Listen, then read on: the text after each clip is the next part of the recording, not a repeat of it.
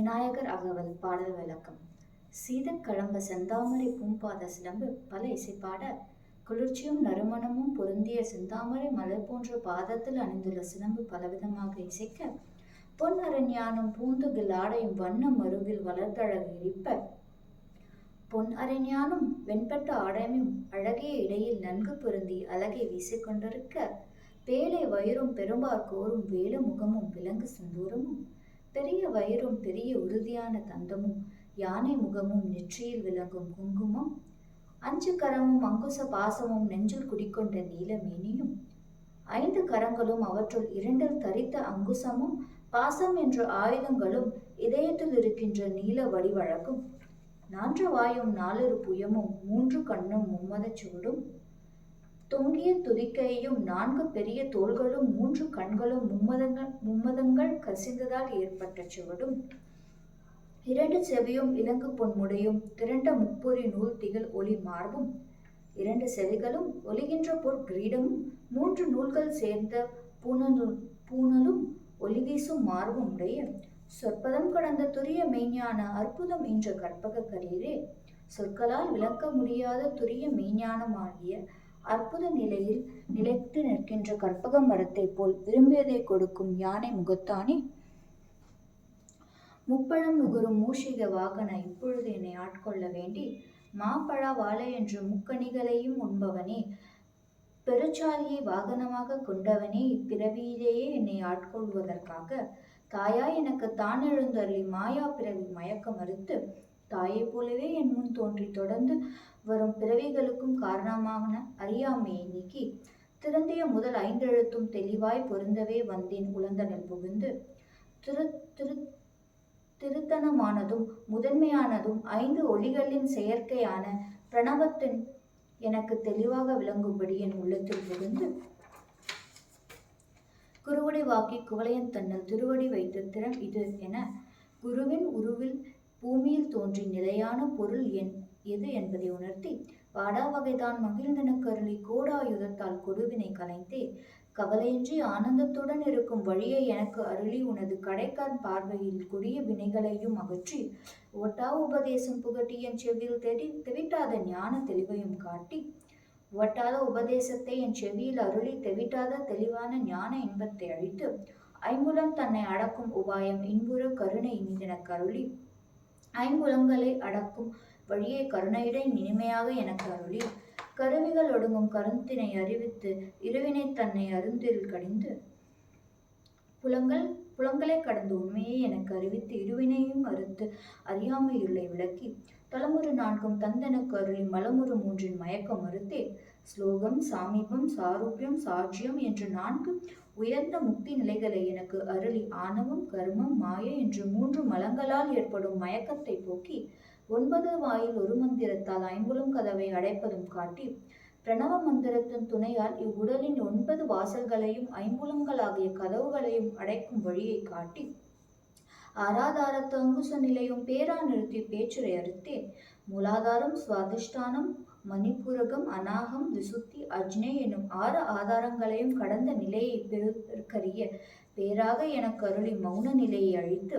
இடைப்பின் கலையின் எழுத்தறிவித்து கடையில் சூழும் முனை கபாலமும் காட்டி, இடை பிங்களை எனும் நாடிகள் மூலம் உட்கொள்ளப்படும் பிராணவியுடன் துணை கொண்டு குண்டலினி சூழுமுனை வழியே கபால வாயில் வரை செலுத்தி வித்தை எனக்கு அறிவித்து, 3 மண்டலத்தின் முட்டிய தூணின் 4 பாம்பின் நாவில் உணர்த்தி, அக்னி சூரியன் சந்திரன் என்று 3 மண்டலங்களையும் ஊடுருவி நிற்கும் தூணாகிய சூழுமுனையின் அடியில் தொங்கிக் கொண்டிருக்கும் பாம்பாகிய குண்டலினியை எழுப்பி, குண்டலினி அதனில் கூடிய அசபை விண்டெழும் மந்திரம் வெளிப்பட உரைத்து,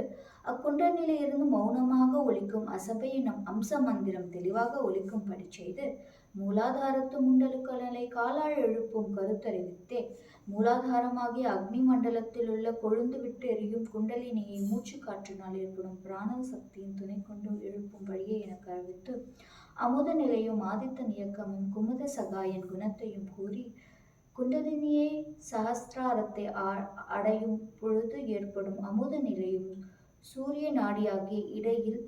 இயக்கத்தையும் எனக்கு விளக்கி, இடச்சக்கரத்தின் ஈரேற்று நிலையும் உடற்சக்கரத்தின் உறுப்பையும் காட்டி, இடைச்சக்கரமாகிய விசுத்தி சக்கரத்தின் 16 நிலைகளும் உடலாகிய சக்கரத்தின் பல்வேறு உறுப்புகளின் தன்மையும் எனக்கு விளங்கும்படி செய்து சண்முக தூலமும் சதுர்முக சூட்சமமும் எண்முகமாக இனிதெனக்கு அருளி நம என்று தூலமாகிய உச்சரிக்கப்படும் ஓம் நமச்சிவாய என்ற 6 எழுத்து மந்திரம் சூட்சமமாக உணரப்படும் ஓம் சிவாய என்ற 4 எழுத்து மந்திரமும் எனக்கு எளிதில் சித்திக்கும்படி செய்து புரியட்ட காயம் புலப்பட எனக்கு தெரியட்டு நிலையம் தரிசனப்படுத்தி சுவை ஒளி முதலிய பஞ்ச தன் மாத்திரைகள் மனம் புத்தி அகங்காரம் என்ற 8ஐயும் கொண்ட புரியட்டாக்கத்தின் தன்மை எனக்கு விளங்கும்படி செய்து மூலாதாரத்திலிருந்து ஹாஸ்ராரம் வரை 8 நிலைகளையும் அனுபவிக்கும்படி செய்து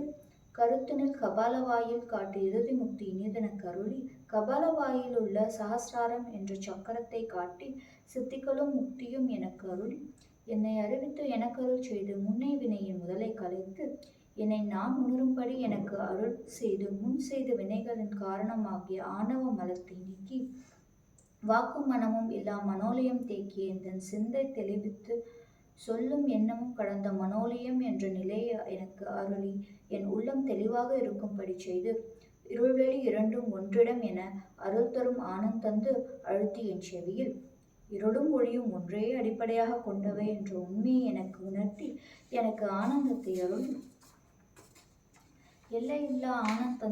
ஆனந்தம் அழித்து அல்லல் கலைந்தி அருள்வழி காட்டி எல்லையில்லாத ஆனந்தத்தையும் அழித்து துன்பங்களையும் தவிர்த்து அருள்வழியை காட்டி சத்தத்தினுள்ளே சதாசிவம் காட்டி சித்தத்தினுள்ளே சிவலிங்கம் காட்டி நாதமாகிய புற உலகிலும் சுத்தமாகிய அக உலகிலும் சிவனை காணும்படி செய்து அணுவிற்கு அணுவாய் அப்பாலுக்கு அப்பாலாய் கணுமூற்றி நின்று கரும்புள்ளே காட்டி சிறியவர்க்கு சிறியதாகவும் பெரியவற்றிற்கு பெரியதாகவும் உள்ள என் உள்ளேயே கணுமூற்றி நின்று கரும்பாக நேரில் அனுபவித்து உணரக்கூடிய ரசமாக இருப்பதை காட்டி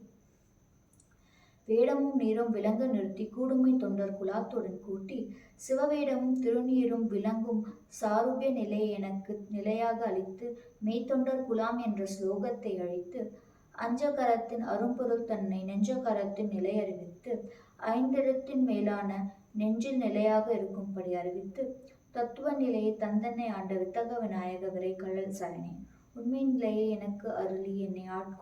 கொண்ட ஞான வடிவாகிய விநாயகர் பெருமானை நறுமணம் கமழும் உன் பாதங்கள் சரணம்.